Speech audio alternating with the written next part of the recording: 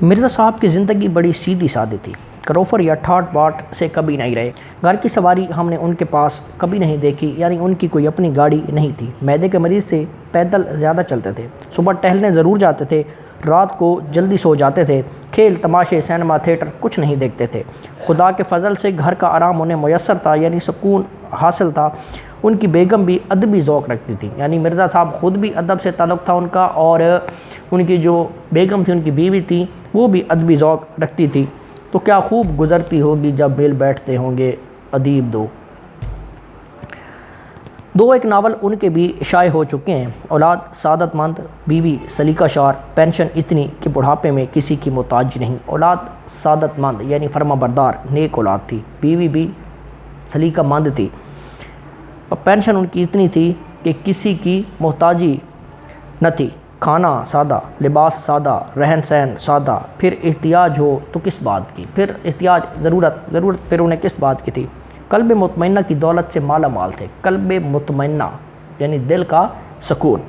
Radio Pakistan سے 12 سال پہلے ایک پروگرام دانش کدہ شروع کیا گیا تھا، جس میں 4 دانشور بلائے جاتے تھے اور سننے والوں کے سوالوں کے جواب فی البدیہہ دیا کرتے تھے۔ فی البدیہہ یعنی جسے آپ کہتے ہیں فوراً۔ میں میرے سوالات کی خدمت انجام دیتا تھا۔ میرے سوالات کا مطلب ہوتا ہے سوالوں کا انتظام کرنے والا، سوال کرنے والا یا سوالوں کی ترتیب لگانے والا۔ میں نے سوچا کہ مرزا صاحب اگر اس پروگرام میں شرکت فرمانا منظور کر لیں تو اس پروگرام کو 4 چاند لگ جائیں گے، 4 چاند لگنا اور بھی زیادہ خوبصورت ہو جانا۔ چنانچہ میں مرزا صاحب کی خدمت میں حاضر ہوا۔ عرض مدعا سن کر متبسم ہوئے۔ عرض مدعا یعنی مطلب کی بات، جو میں نے بات ان سے کرنی تھی وہ سن کر متبسم ہوئے، مسکرائے۔ فرمایا آدمی شہرت کے لیے کوئی کام کرتا ہے یا دولت کے لیے؟ مجھے نہ اس کی ضرورت ہے نہ اس کی۔ میں نے قدری کر لی، یعنی کہ تھوڑا سا ناراضگی اختیار کی۔ مرزا صاحب ٹس سے مس نہ ہوئے، یعنی انہیں کوئی فرق نہ ہوا۔ مرزا صاحب بہت قاعدے کرینے کے آدمی تھے، جو کہہ دیتے تھے اس سے نہ پھرتے۔ قاعدے کرینے کے آدمی یعنی اصولوں کے پکے تھے۔ قیام پاکستان سے پہلے جب مسلم لیگ نے زور پکڑا تو مرزا صاحب نے سیاست میں بھی حصہ لینا شروع کر دیا اور صوبائی مسلم لیگ کے صدر منتخب ہوئے اور مسلم لیگ کونسل کے ممبر بھی چنے گئے۔ کراچی یونیورسٹی قائم ہوئی تو اس کے مشیر مقرر ہوئے۔ مشیر یعنی مشورہ دینے والے کو کہا جاتا ہے، لفظی معنی ہے۔ اور جب پاکستانی ادیبوں کا گلڈ 1959 میں بنایا گیا تو مرزا صاحب ہی نے اس کے پہلے اجلاس کی صدارت فرمائی۔ مرزا صاحب بظاہر علیل نہیں معلوم ہوتے تھے۔ بظاہر علیل یعنی کہ دیکھنے میں وہ بیمار نہیں لگتے تھے۔ علیل کا مطلب ہوتا ہے بیمار۔ اکہرا ڈیل یعنی دبلے پتلے سے، اجلا رنگ، سفید رنگ کے، کشادہ پیشانی، گھنی بھووں کے سائے میں بڑی بڑی روشن آنکھیں، رخساروں کی ہڈیاں ابھری ہوئی، کترواں مونچھیں، ہنستے تو سامنے کے 2-4 دانت ٹوٹے ہوئے نظر آتے مگر برے نہ لگتے تھے۔ داڑھی منڈی ہوئی، دھان پان سے آدمی تھے۔ دھان پان کا مطلب یہ ہوتا ہے دبلا پتلا۔ 30 میں جب میں نے انہیں پہلی دفعہ دیکھا تو ان کی عمر 44-45 سال کی تھی۔ 62 میں جب وہ 72 سال کے تھے تب بھی وہ ویسے کے ویسے ہی تھے۔ انہیں زمانے کا شکوہ یا صحت کی شکایت کرتے کبھی نہیں سنا۔ ہنس ہنس کر باتیں کرتے رہتے تھے۔ سنا ہے کہ دلی کے جن 2-4 نوجوانوں نے سب سے پہلے سوٹ پہننا شروع کیا، ان میں سب سے نفیس سوٹ مرزا صاحب ہی کا ہوتا تھا۔ سب سے نفیس یعنی کہ سب سے قیمتی بھی آپ کہہ سکتے ہیں۔ مگر میں نے پچھلے 32 سال میں انہیں ہمیشہ شیروانی ہی پہنے دیکھا۔ انگریزی ان کا اوڑھنا بچھونا، مگر روب گانٹنے کے لیے کبھی انگریزی میں بات نہیں کرتے تھے۔ چونکہ انگریزی کے پروفیسر تھے اس لیے وہ ہر وقت سکول میں ان کا کام تھا انگریزی کی تعلیم دینا، درس و تدریس انگریزی تھی، لیکن کبھی انہوں نے اپنے آپ کو بڑا ثابت کرنے کے لیے یا روب یا دبدبہ پیدا کرنے کے لیے کبھی انگریزی میں بات نہیں کی، بلکہ ان کی گفتگو میں انگریزی کے الفاظ بالکل نہیں آنے پاتے تھے۔ 40 سال کی عمر کے بعد ہی ان کے دونوں ہاتھوں میں راشا آ گیا تھا۔ راشا بیماری ہوتی ہے جسے ہاتھ کانپنے لگتے ہیں، اس لیے لکھنے میں انہیں زحمت ہوتی تھی، تکلیف ہوتی تھی۔ خوش اخلاق اور خوش مزاج آدمی تھے، مگر زیادہ دوست بنانے کے قائل نہیں تھے، زیادہ دوست بنانے کے حق میں نہیں تھے۔ آپ بھلے اپنا گھر بھلا، یعنی آدمی اکیلا ہی ٹھیک۔ موت برحق ہے، موت تو آنی ہے، مرنا سب کو ہے، مگر مرنے میں فرق ہوتا ہے۔ مرزا صاحب نے خاصی عمر پائی، یعنی کہ اچھی خاصی عمر کے تھے، مگر ان کی وفات کا صدمہ اس لیے زیادہ ہے کہ ایسے قابل، ایسے شریف اور ایسے وزادار لوگ زمانہ اب پیدا نہیں کرے گا۔ افسوس کہ پروفیسر مرزا محمد سعید اب وہاں ہیں جہاں ہماری نیک آرزوئیں رہتی ہیں۔ ایسی جامع العلوم ہستی سے محروم ہونے کا ہمیں جتنا بھی غم ہو کم ہے، جامع العلوم یعنی کہ علم سے آراستہ انسان، اب کہاں لوگ اس طبیعت کے، یہ سبق گنجینہ گوہر سے لیا گیا ہے۔ اس سبق میں مختلف احباب کا ذکر آیا ہے جن میں تاجور نجیب آبادی شامل ہیں۔ تاجور نجیب آبادی شاعر بھی تھے اور ادبیات کے عالم تھے۔ سر سید احمد خان کو سب جانتے ہیں، شروع سے ہی انہیں پڑھتے آئے ہیں۔ پھر اس کے بعد منشی ذکاء اللہ سر سید احمد خان کے قریبی ساتھیوں میں سے تھے۔ پطرس بخاری انگریزی ادب کے استاد اور مزاح نگار بھی تھے۔ سید امتیاز علی تاج ادیب اور ڈرامہ نویس تھے۔ ڈاکٹر تاثیر، پورا نام محمد دین تاثیر، یہ بھی ادیب تھے اور اسلامیہ کالج لاہور کے پرنسپل رہے۔ فیض کو کون نہیں جانتا، پر مشہور و معروف شاعر۔ حامد علی خان رسالہ الحمراء کے بانی، ایڈیٹر اور ادیب تھے۔ حمید احمد خان ادیب بھی تھے اور نقاد بھی تھے، ساتھ میں اسلامیہ کالج لاہور کے پرنسپل اور پنجاب یونیورسٹی کے وائس چانسلر رہے۔ حسرت صحافی ادیب اور مزاح نگار تھے۔ محمود نظامی بھی ادیب تھے اور براڈ کاسٹر بھی تھے۔ غلام عباس کا شمار اردو کے بہت اچھے افسانہ نگاروں میں ہوتا ہے۔ انصار ناصری ادیب بھی تھے اور براڈ کاسٹر بھی تھے۔ سو یہ تھا سبق مرزا محمد سعید کا مطالعہ، یعنی اس کی ریڈنگ ہم نے کمپلیٹ کر لی ہے۔ اب ہم اس کی مشق کرتے ہیں۔ مشق میں ہم سوالات کریں گے اور گرامر سے متعلقہ جو کچھ چیزیں پڑھی ہیں ان پہ نظر کریں گے۔ اچھا جی، تو اب ہم آتے ہیں مشقی سوالات کی جانب۔ ہمارا پہلا سوال ہے، مرزا صاحب کس کے لیے لکھتے تھے؟ اس کا آنسر آپ دیں گے کہ مرزا صاحب کو پیسے اور شہرت کی کبھی آرزو نہ رہی، وہ صرف اپنے شوق اور تسکین کی خاطر لکھتے تھے۔ یہ آپ نے جب سوالوں کے جوابات دینے ہیں تو اس کے لیے آپ نے مکمل ہینڈ بک کو فالو نہیں کرنا کہ جو لفظ اس پر لکھے ہوئے ہیں وہ سارے کے سارے آپ نے لکھ دینے ہیں یہاں پہ، بلکہ نہیں، اس کے جو آنسر آپ کو معقول لگتا ہے بے شک اس کو شارٹ بھی کیا جا سکتا ہے لیکن ہو پورا۔ دوسرا سوال ہے کہ لاہور کے پبلشروں کے ساتھ مرزا صاحب کا رویہ کیسا تھا؟ جواب ہے کہ پبلشروں نے لاکھ کوششیں کی کہ مرزا صاحب سے کچھ لکھوایا جائے مگر انہوں نے ہمیشہ اس سے انکار ہی کیا، اچھے خاصے پیسوں کی پیشکش بھی ٹھکرا دیتے تھے۔ سوال نمبر 3، مرزا صاحب کی معرکۃ الآراء کتاب کا نام اور مرتبہ بیان کریں۔ سو ہم نے ان کی معرکۃ الآراء کتاب کا نام پڑھا تھا۔ مرزا صاحب کی معرکۃ الآراء کتاب کا نام مذہب اور باطنیت ہے، اور اگر اردو ادب کی 100 عمدہ کتابیں چھانٹی جائے تو اس کو شامل کرنا لازمی ہے، یعنی اردو ادب کی 100 عمدہ کتابوں میں اس کو شامل کرنا لازمی ہے۔ سوال نمبر 4، مرزا صاحب کی کن 2 قومی شخصیات سے عزیز داری تھی؟ سو ہم نے پڑھا تھا کہ سر سید احمد خان سے ان کی عزیز داری اور منشی ذکاء اللہ سے ان کی قرابت داری تھی۔ آپ جواب میں یہی لکھیں گے کہ سر سید احمد خان اور منشی ذکاء اللہ سے ان کی عزیز داری تھی، اور اگر اقبال کا حوالہ دینا چاہیں تو آپ یہ لکھیں گے کہ ڈاکٹر اقبال آپ کے استاد تھے۔ سوال نمبر 5، مرزا صاحب نے کس کالج میں درس و تدریس کے فرائض سر انجام دیے؟ اس کا جواب ہے مرزا صاحب نے گورنمنٹ کالج لاہور میں درس و تدریس کے فرائض سر انجام دیے۔ اگر اتنا آنسر لکھیں تب بھی ٹھیک ہے، ساتھ میں اس کا اضافہ کر دیں کہ آپ انگریزی کے پروفیسر تھے تب بھی ٹھیک ہے۔ سوال نمبر 6، مرزا صاحب کا سب سے بڑا مشغلہ کیا تھا؟ سو ہم نے پڑھا تھا کہ مرزا صاحب کا واحد مشغلہ مطالعہ کتب یا کتب بھی نہیں تھا۔ آپ آنسر دیں گے کہ ان کا سب سے بڑا مشغلہ مطالعہ کتب تھا، وہ گھنٹوں کتابیں پڑھتے رہتے تھے۔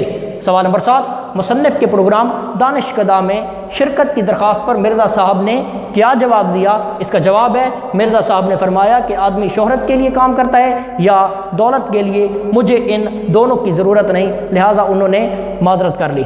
سوال نمبر 8، مرزا سعید کا حلیہ بیان کریں۔ اکیرا ڈیل، اجلا رنگ، کشادہ پیشانی، گھنی بھویں، روشن آنکھیں، رخساروں کی ہڈیاں ابری ہوئی، کترما مونچھیں، ہنستے تو سامنے کے 2-4 دانت ٹوٹے نظر آتے مگر برے نہ لگتے، داڑھی منڈی ہوئی، دھان پان سے آدمی تھے۔ یہ سارا حلیہ جو ہم نے پڑھا تھا یہ آپ نے یہاں پہ لکھ دینا ہے۔ 9واں سوال، مرزا صاحب کے دونوں ناولوں کے نام تحریر کریں۔ ہم نے پڑھا تھا کہ انہوں نے 2 ناول لکھے تھے، ایک تھا یاسمین اور دوسرا تھا خواب ہستی، اور وہ بھی بغیر کوئی اجرت لیے انہوں نے چھپوانے کے لیے دے دیے تھے۔ سوال نمبر 10 ہے، پطرس بخاری سے مرزا صاحب کے تعلق کو اپنے الفاظ میں بیان کریں۔ پطرس نے مرزا صاحب سے تعلیم حاصل کی، یعنی ان سے اکتساب علم کیا، ان کی بہت زیادہ عزت کرتے تھے، ان کے سامنے خود کو ہمیشہ ہیچ خیال کرتے تھے، ریڈیو میں تقریریں نشر کرنے پر آمادہ بھی کر لیا تھا انہوں نے مرزا صاحب کو۔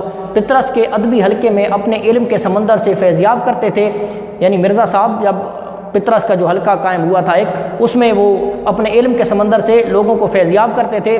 الغرض پطرس کے مرزا صاحب سے بہت اچھے مراسم تھے یا اچھے تعلقات تھے۔ 11واں سوال، عالم کی موت ہوتی ہے، اس کی وضاحت کریں۔ یہ ہم ریڈنگ کرتے وقت بھی بتایا تھا کہ عالم کے پاس علم کی دولت ہوتی ہے، وہ جب تک زندہ رہتا ہے یہ دولت لوگوں میں تقسیم کرتا رہتا ہے، لیکن جب وفات پا جاتا ہے تو وہی علم اس کے سینے کے اندر ہی زمین میں دفن ہو جاتا ہے، اور اس طرح علم کا وہ سلسلہ رک جاتا ہے جو عالم کے زندہ رہتے وقت وہ لوگوں تک پہنچایا کرتا تھا۔ تو یہ 10 سوال تھے ہمارے۔ اب ہم اعراب کی طرف آئیں گے۔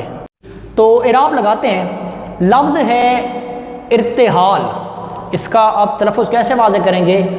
الف کے نیچے آئے گی زیر، رے پر ہوگی جزم، تے کے نیچے بھی آئے گی زیر، ہے کے اوپر آئے گی زبر، اور لام پر جزم لگا کے آپ لفظ بنائیں گے ارتحال۔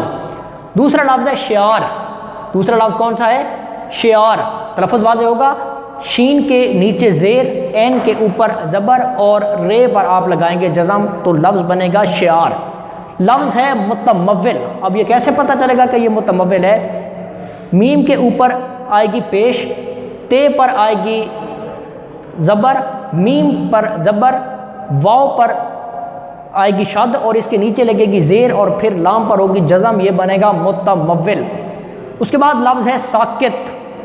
سین کے اوپر زبر، کاف کے نیچے زیر، اور تے پر جزم، ساکت۔ اگلا لفظ ہے مباحثے۔ یہ لفظ مباحثے نہیں ہے، مباحثے، اس کے اوپر بھی آئے گی زبر، یعنی کہ میم پر پیش، بے کے اوپر زبر، ہے کے اوپر بھی زبر، اور سے پر بھی آپ زبر لگا سکتے ہیں، نہ لگے تب بھی خیر ہے، لگا دیں تو بہتر ہے، مباحثے۔ اس کے بعد لفظ ہے متبسم۔ متبسم، میم کے اوپر پیش، تے کے اوپر زبر، بے پر بھی زبر، اور سین کے اوپر شد کے اوپر آئے گی زبر، اور میم پر لگے گی جزم، متبسم۔ لفظ ہے قدری۔ کاف کے اوپر آئے گی زبر، دال پر لگے گی جزم، رے کے نیچے لگے گی زیر، اور پھر یہ کو چھوڑ دیں یا جزم لگا دیں، قدری۔ آخری لفظ ہے راشا۔ رے کے اوپر لگے گی زبر، این کے اوپر لگے گی جزم، اور شین کے اوپر آ جائے گی زبر، سو لفظ بن جائے گا راشا۔ یہ ہمارے اعراب والے الفاظ ختم ہوئے۔ اب تھوڑا سا گرامر ورک ہے، اس کی جانب آتے ہیں۔ جملہ اسمیہ اور جملہ فعلیہ کا تھوڑا سا تعارف پڑھتے ہیں، اور یہ کیسے پتہ چلتا ہے اس کا یہ بھی پڑھتے ہیں۔ اسمیہ جیسا کہ نام سے ہی ظاہر ہے کہ اسم کہتے ہیں نام کو، اور فعلیہ فعل کہا جاتا ہے کام کو۔ جملہ اسمیہ کی تعریف کہ جملہ اسمیہ جملہ خبریہ کی قسم ہے۔ اب جملہ خبریہ کیا ہوتا ہے؟ خبر نام سے ہی ظاہر ہے، پتہ چلتا ہے کہ خبر کوئی جب کسی چیز کے بارے میں کوئی خبر دی جاتی ہے، کوئی معلومات دی جاتی ہیں۔ سو اس کے جملہ اسمیہ کے 3 اجزاء ہیں۔ کون کون سے؟ پہلا ہے مسند علیہ، جسے آپ مبتدا بھی کہتے ہیں، دوسرا ہے مسند، اسے خبر کہا جاتا ہے، اور تیسرا ہے فعل ناقص۔ اب یہ کیسے ہمیں پتہ چلے گا اس کے بارے میں کہ کون کون سی چیزیں ہیں؟ سو علی بہادر ہے۔ اب آپ دیکھ رہے ہیں کہ 3 لفظ استعمال ہوئے ہیں، ایک ہے علی، دوسرا ہے بہادر، اور تیسرا ہے علی اسم ہے، سو آپ اس کو مسند علیہ کہیں گے۔ اس کے بعد بہادر، بتایا جا رہا ہے کہ علی بہادر ہے، علی کے بارے میں یہ خبر دی جا رہی ہے، تو یہ کیا بن جائے گا؟ یہ بن جائے گی مسند۔ اور تیسرا ہے فعل ناقص ہے، یہ اکیلا کوئی معنی نہیں دیتا جب تک کسی لفظ کے ساتھ یہ جڑے نہ۔ دوسرا ہمارے پاس ہے جملہ فعلیہ۔ جملہ فعلیہ کیا ہے جی؟ یہ بھی خبریہ کی ایک قسم ہے، لیکن اس میں فرق صرف اتنا ہے کہ اس میں فعل تام شامل ہوتا ہے۔ جیسا کہ ہم کہتے ہیں کہ حمید نے خط لکھا، اب یہ دیکھیں حمید، خط اور لکھا، یہ 3 چیزیں اہم ہیں۔ حمید مسند علیہ، لکھا فعل تام ہے، اور خط جو ہے وہ مفعول ہے۔ یہ ہمارا ہے جملہ اسمیہ اور جملہ فعلیہ۔ لیکن ایک بات آپ نے ذہن نشین کرنی ہے کہ جب تک ان دونوں فکروں میں خبر نہ ہو تب تک یہ دونوں جو ہمارے گرامر کے یہ فکرے ہیں یہ پورے نہیں ہوں گے۔ سو یہ ہمارا ہے جملہ فعلیہ اور جملہ اسمیہ۔ یہاں پہ ہم نے لکھا ہے خاکہ۔ یہ جو ہمارا سبق جو ہم نے پڑھا ہے یہ اصل میں خاکہ تھا۔ خاکہ کیا ہوتا ہے؟ کسی شخص کی زندگی کے پہلوؤں کو اس طرح نمایاں کرنا کہ اس کا تعارف بھی ہو جائے اور سوانے بھی نہ لگے، یعنی کسی شخص کی زندگی کے پہلوؤں کو اس طرح نمایاں کرنا کہ اس کا تعارف بھی ہو جائے اور سوانے بھی نہ لگے۔ سو یہ ہمارا جو سبق ہم نے پڑھا تھا یہ خاکہ ہے۔ اب ہم سوانے کے بارے میں جانتے ہیں کہ سوانے کیا ہوتی ہے۔ سوانے میں تمام معاملات کو مکمل تفصیل کے ساتھ لکھا جاتا ہے اور اس بات کو یقینی بنایا جاتا ہے کہ کوئی واقعہ رہ نہ جائے۔ کسی شخص کی جب آپ سوانے لکھ رہے ہوتے ہیں تو اس کی زندگی کے جو تمام اس کے ساتھ معاملات، حادثات، واقعات گزرے ہوتے ہیں وہ تمام کے تمام مکمل تفصیل کے ساتھ تفصیلاً لکھنے پڑتے ہیں، تب جا کے اس کی سوانے بنتی ہے۔ سو یہ سوانے اور خاکے میں فرق ہے۔ سو ہمارا پہلا سبق یہاں پہ اختتام پذیر ہوتا ہے۔